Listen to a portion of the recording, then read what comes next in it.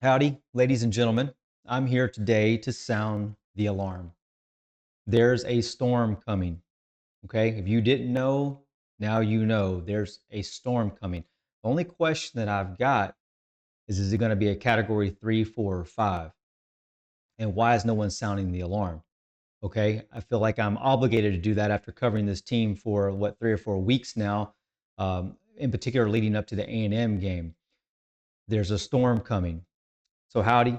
Welcome to the Aggie Central podcast. Ole Miss fans, if you're tuning in for the first time and you're like, what's this Aggie doing in front of me? Well, like I said, I covered them intensely as it led up to our game, and I'm going to show you as much about their team as I possibly can. I came out with a lot of respect for their team, covering them so in depth that I will show you and try and tell you my opinions about what their team's going to bring to the table. Likewise, for Miami, I'm going to show you theirs, and they already know I'm going to do this, right? And I'll try and do that as objectively and as unbiased as I possibly can. That's the point for the clips, right?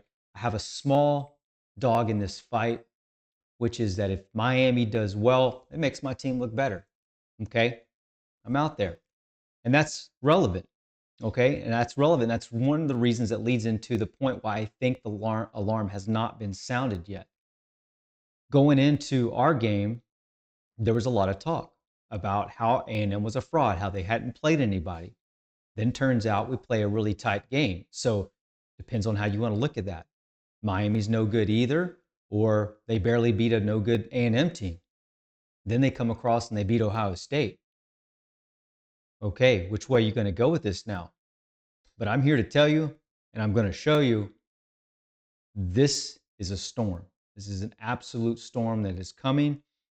They have a lot of respect that is due them. Let me just jump into a few things, give you this early preview of what this game is going to look like. I'm going to start off with a couple of clips of the Georgia and Ole Miss game. Okay, and I'll talk about how I think some of this is going to translate and how it's not going to translate and what you're going to see out of this Miami team, Ole Miss. So listen closely, okay? I will show every clip. I'll show it multiple times. First time I try and do is just give you the whole clip by itself, and then I'll give some commentary, okay? First clip.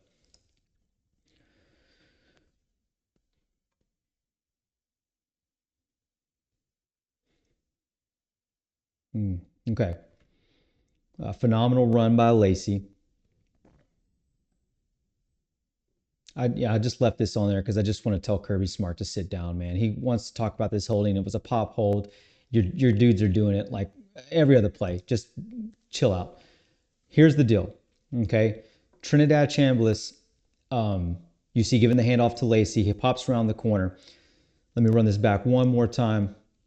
Watch the defensive line, okay? Let me pause it right here. Watch the left side defensive tackle. He looks like he's going to try and do a swim move here. Okay, and then yes, you see him get pushed inside. He kind of goes high. His pad level's not great, and so he's able to get uh, moved aside. You got a big hole right here, right in the middle. Linebacker's going to come up and kind of try and fill that right because it makes the most sense. You've got a hole here now because the D tackles vacated it. I don't know. I don't want to be too opinionated, but I don't know, like a moron. I feel like we do this on our side too much from the A&M point. He goes inside, but then pops it out, and the linebacker can't recover. He's too fast. So, I mean, a lot of hats off to Lacey there. Get out of the way, Kirby. Big hats off to Lacey there. But what I'm going to tell you right here, right now, is that when you've got Moten right there, or you've got Blount right there, that's probably not happening, especially not happening with Baines inside at D tackle. Okay, most of the time he's on the edge with Mesidor mirroring him, but these guys do not move like that. They're really good at plugging holes, which frees up their linebackers. If you don't think their linebackers are good, they don't have to be that great because their D tackles do their job. Okay, they just do their job. There will be a theme running through every single one of these clips because I'm trying to also answer for you, what is the identity of this Miami team? Okay, let me show you on the other side what Miami's capable of.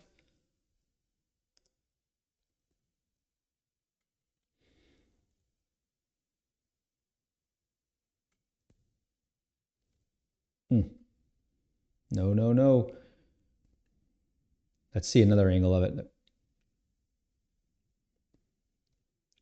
Sorry, the commentator's talking. You know, he's giving his whole spiel or whatever, but suffice to say, one's going to go outside and the other, Bane's going to go inside.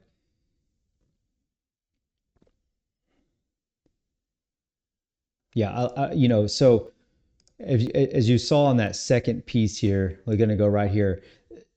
I believe it's Mesidor that goes outside, but then Bane pops inside, and you get a lot of pressure over on the right side. So effectively, you get a vacation of the gap, but then you get somebody coming back in to fill it, right? And it's just the pass rush from Miami is just so dynamic. It's really really dynamic, and they come in with a lot of intensity, a lot of violence. They're very very strong, very twitchy. It's, in my opinion, it's the best overall pass rush in college football. Okay, watch these guys work one more time. Saying just doesn't he just doesn't have enough time. I mean, we're talking about 2.5 seconds max. You got to know where to go to the ball when you're going up against this Miami defensive front. If you don't know where to go with the ball, you don't get it out quick, it's not good. It's absolutely not good. Okay, here's another quick play that something that stood out to me in the Ole Miss Georgia game. Miami, I think this one resonated for me because I think you're going to see a resurgence of Malachi Tony in this particular one. I've seen a lot of off. Here we go. Watch this real quick.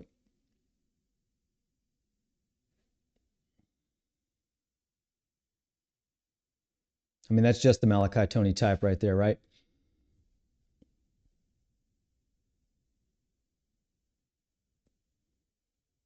All right, good throw by Stockton. Just kind of leave it right there real quick. You got a lot of space here. Ole Miss tends to play with quite a bit of space. That's why I kind of picked this one out. You haven't been able to play with a lot of space recently, so Malachi Tony has been targeted, right? He operates much better in more space. He's hard to keep track of. They've been playing a lot of man.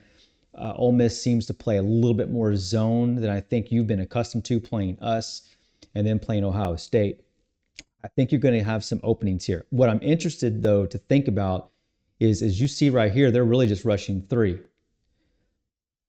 And of course, it's 3rd and 12. It's not like I don't get that. But I think Carson Beck moves good enough that he'll be able to evade some of this, and then he can make throws on the run, just like what you see Stockton doing here. And he's pretty accurate. All right, he's pretty accurate. And Tony is really good at coming back to the ball, getting openings. So I think you're going to have an opportunity for Malachi Tony to have a resurgence here. What I said was I am interested to know whether or not Ole Miss is going to play a little bit stronger 4 and 5 man rush. Ole Miss, what I'll tell you this right now, this business right here, this 3-man rush, I don't think's the way to go ever. I don't think. I mean, 3rd and 18 or something, 3rd and 12. Again, I said I get it, but even like let's say 2nd and 8, 3rd and 7, 4-man rush is not going to get home. I just don't. That's not going to get home against this offensive line. This offensive line's big, gritty, seasoned. They're very very solid. They're very very solid. Hint, more to come on them. More to come on that group right there. I love that group right now. Let's look at something else real quick. This is something that Georgia was able to be effective with. Wait, why aren't we playing here? Here we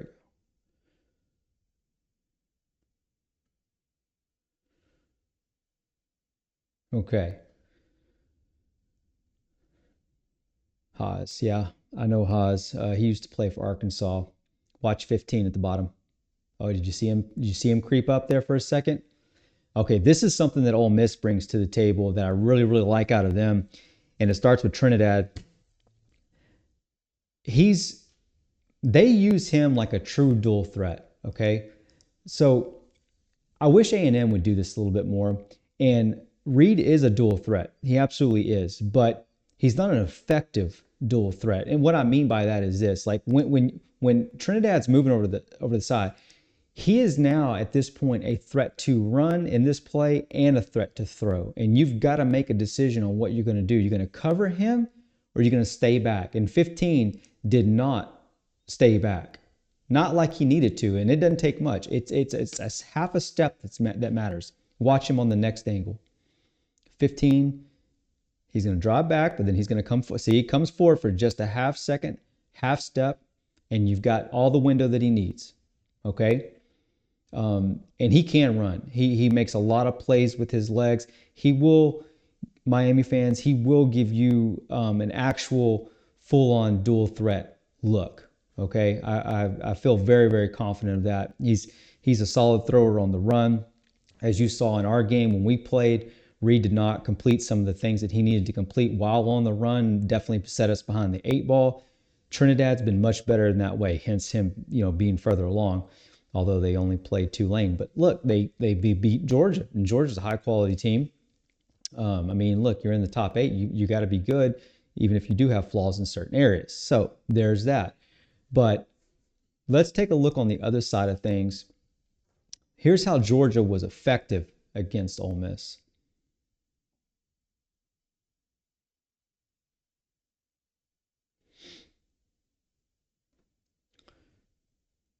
Just talking about strong runs here. Okay, it's a little bit of a light box. They do, most everybody's playing a 4-2-5 these days. And so watch it one more time. Georgia, when they lined up like this, I thought, this game was really going to start going in their favor, running it like this. Didn't feel like they committed to it. Ole Miss fans, if you're listening, offensive line for Miami, I think, has got one in these few plays right here to say, look, we're just going to run it down their throat and just ride out the other end and do that all game long, okay? And they've got somebody to do it. Let me show you who that is. His name is Mark Fletcher. Here he goes. He's running behind Bell, McCoy, Okunlola. I think I said that correctly. Brockermeyer, Fort Worth native, where I'm from. And then Mauanoa on the right side.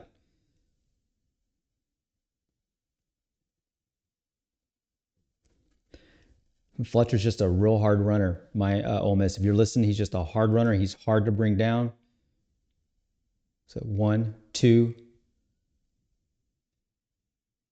3 missed tackles technically on that one.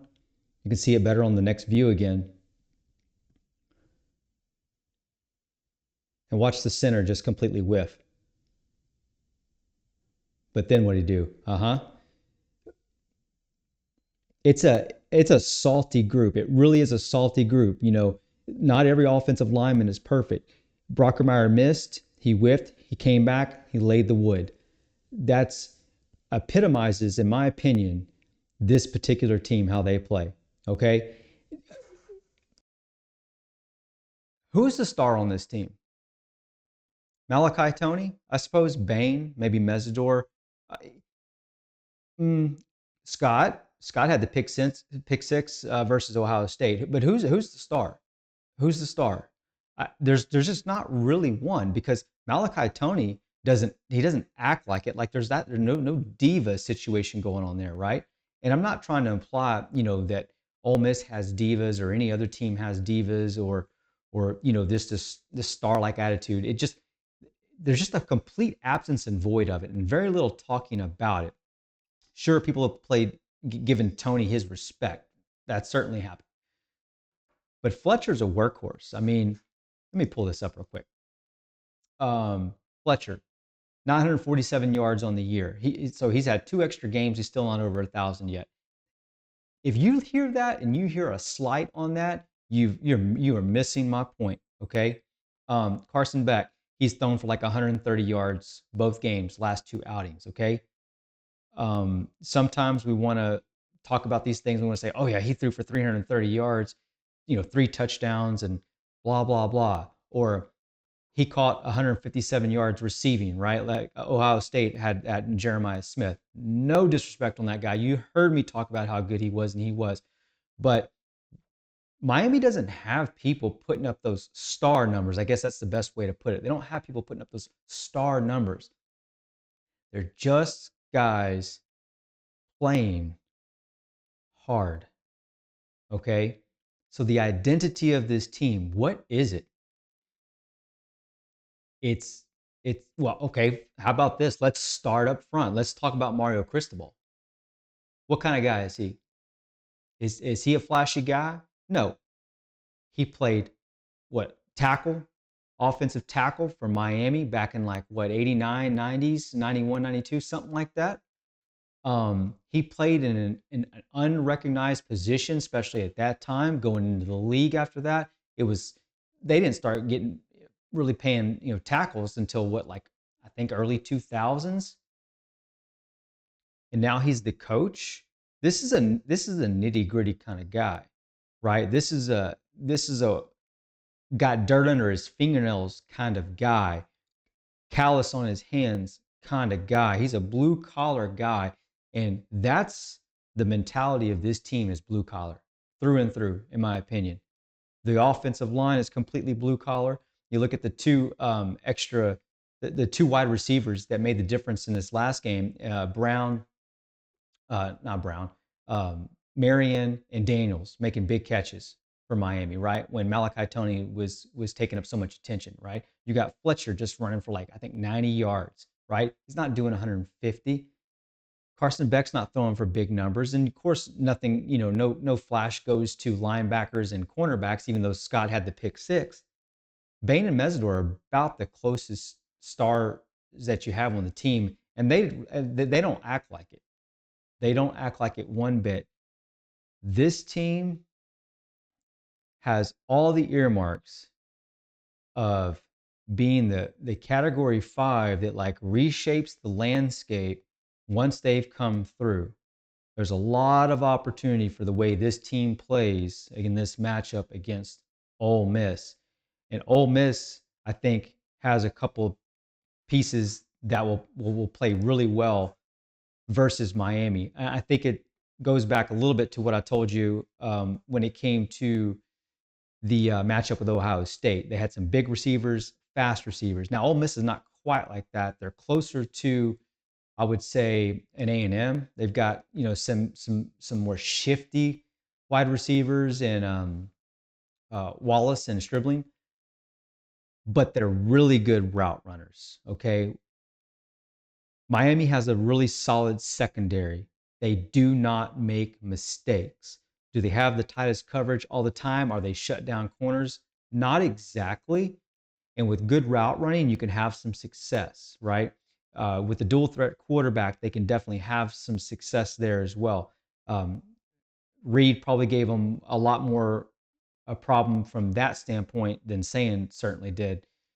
He was more so with his arm, but he didn't even throw for that much more than Reed did. I think Reed was like 223, ran for some solid yards. But between Lacey, between Chambliss and the wide receiving core, with Wallace in it in particular, they can make a splash here. Okay, that's the way I would go against it, or I go up against it if I was Ole Miss from an offensive side of things. If I was on a defensive side of things, what I'd probably want to do at this point is just load the box. I would want to say, okay, let's see if we can't make Miami the most one-dimensional team we possibly can, and then make the arm beat us. Okay, so I'm very curious to know and to see whether or not that's the direction that they're going to go.